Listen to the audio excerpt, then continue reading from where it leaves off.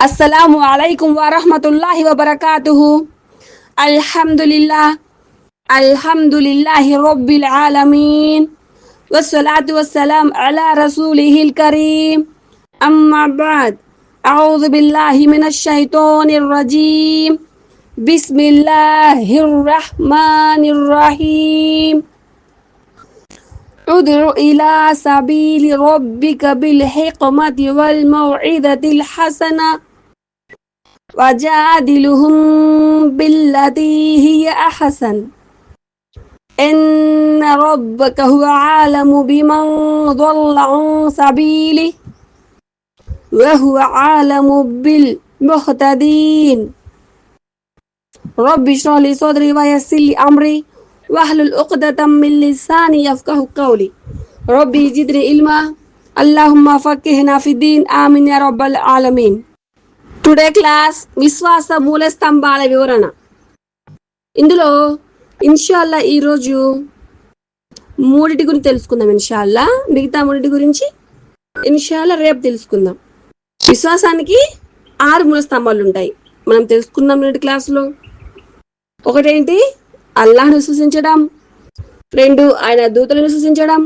3 ఆయన పంపిన గ్రంథాలను. 4 ఆయన ప్రవక్తలను. 5 ప్రళయ దినాన్ని. 6 మంచి చెడు తక్దీరు అంటే విధివ్రాతను విశ్వసించడం. ఇందులో మొదటిది మనం ఈరోజు తెలుసుకుందాం. విశ్వాస మూల స్తంభాలలో మొదటిది అల్లాహ్పై విశ్వాసం.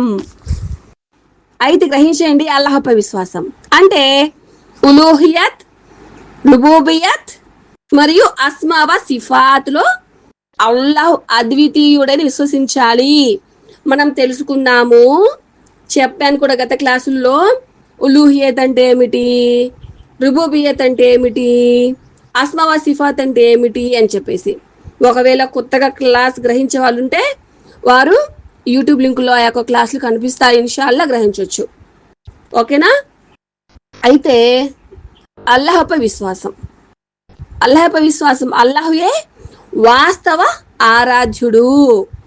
అంటే ఉలూహియత్లో, రుబూబియత్లో, అస్మా సిఫాత్లో అల్లాహ్ అద్వితీయుడు అని చెప్పేసి మనం విశ్వసించాలి. సర్వ ఆరాధనలకు ఏకైక అర్హుడు అల్లాహ్ మాత్రమే అని చెప్పేసి మనము విశ్వసించాలి. ఎందుకంటే మానవుల సృష్టికర్త, మానవులకు మేలు చేయవాడు, మానవులకు ఆహారం ప్రసాదించేవాడు, వారి యొక్క రహస్య బహిరంగ విషయాలన్నీ తెలిసినవాడు అల్లాహ్ సుబ్హానహు తఆలా. కాబట్టి అందుకే మనము అల్లాహ్ సుబ్హానహు తఆలా విశ్వసించాలి. అలాగే పుణ్యాత్ములకు సత్ఫలితాన్ని మరియు పాపాత్ములకు శిక్షను అంటే శిక్షించేవాడు కూడా ఆ శక్తి కలవాడు ఎవరు? అల్లాహ్ మాత్రమే. కాబట్టి ఈ సృష్టిని సృష్టించేవాడు అల్లాహ్ సుబ్హానహు తఆలా మాత్రమే. కాబట్టి ఈ సృష్టిని నడిపిస్తున్నది కూడా అల్లాహ్ సుబ్హానహు తఆలా మాత్రమే. కాబట్టి మనము అల్లాహ్ను విశ్వసించాలి. ఇదే అల్లాహ్పై విశ్వాసం. ఓకేనా? కాబట్టి మనకి ఏ విషయం అర్థమైంది ఇప్పుడు? ఆరాధనలో ఏ చిన్న భాగమైనా అల్లాహ్కు తప్ప ఇతరులకు చేయడం ఎంత మాత్రం యోగ్యం కాదు. ఇతరులను ఆరాధించడం షిర్క్ మరియు కుఫ్రులోకి వస్తుంది. అది జాగ్రత్త గ్రహించండి. ఇక రెండో విషయం, విశ్వాస మూల స్తంభాలు రెండవది దైవదూతలపై విశ్వాసం. ఈ దైవదూతలపై విశ్వాసంలో 2 పాయింట్స్ ఉన్నాయి. ఒకటి ఈమాన్ ముజ్మల్, 2 ఈమాన్ ముఫస్సల్. ఈమాన్ ముజ్మల్ అంటే ఏమిటి ఇప్పుడు తెలుసుకుందాం. ఒక ముస్లిం సంక్షిప్త రూపంలో అంటే అల్లాహ్ దూతల గురించి ఇలా విశ్వసించాలి. అల్లాహ్ మనకు చూపించారు కదా, అల్లాహ్ ఎలా అయితే మనకు చెప్పారో అలా విశ్వసించాలి అనమాట. అల్లాహ్ వారిని పుట్టించాడు అంటే ఇక్కడ ఈమాన్ ముజ్మల్ అంటే సంక్షిప్త అంటే చిన్నగా ఒక చిన్న మ్యాటర్ రూపంలో అనమాట ఎక్కడ తెలుపుతున్నారనమాట. అదేంటంటే అల్లాహ్ దూతల గురించి విశ్వసించాలి. ఎలా? అల్లాహ్ వారిని పుట్టించాడు, వారి స్వభావంలోనే విధేయతను ఉంచాడు. మనిషి అవిధేయత కలవాడు, అవునా కదా? తగులో మరి మనిషి. కానీ దైవదూతలు అలా కాదు.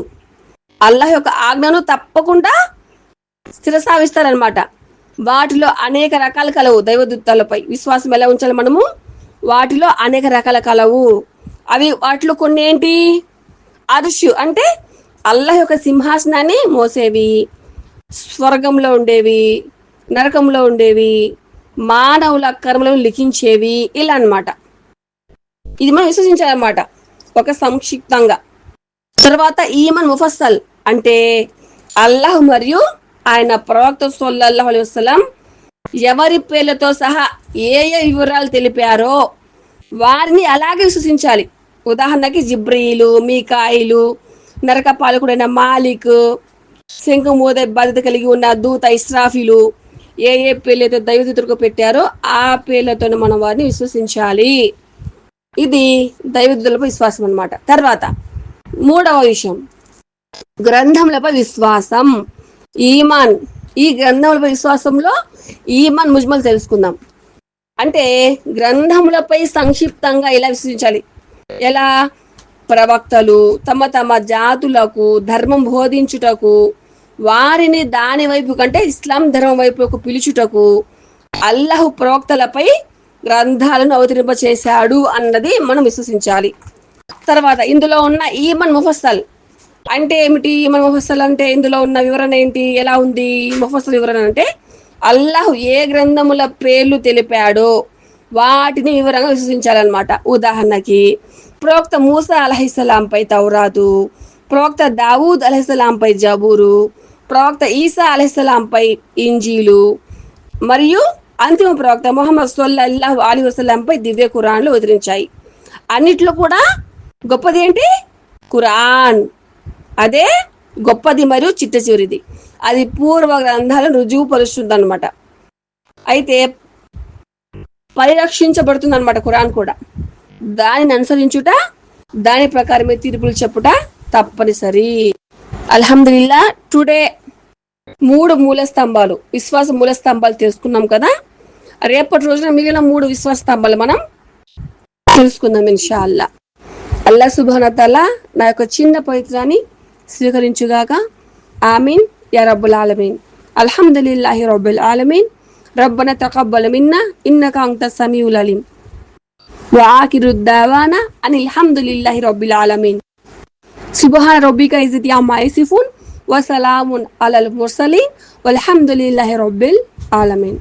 సుబ్హానల్లాహి వ బిహమ్ది సుబ్హానకల్లాహుమ్మ వ బిహమ్దిక అష్హదు అల్లా ఇలాహా ఇల్లా అంత అస్తగ్ఫిరుక వ అతూబు ఇలైక. అస్సలాము అలైకుం వ రహ్మతుల్లాహి వ బరకాతుహు.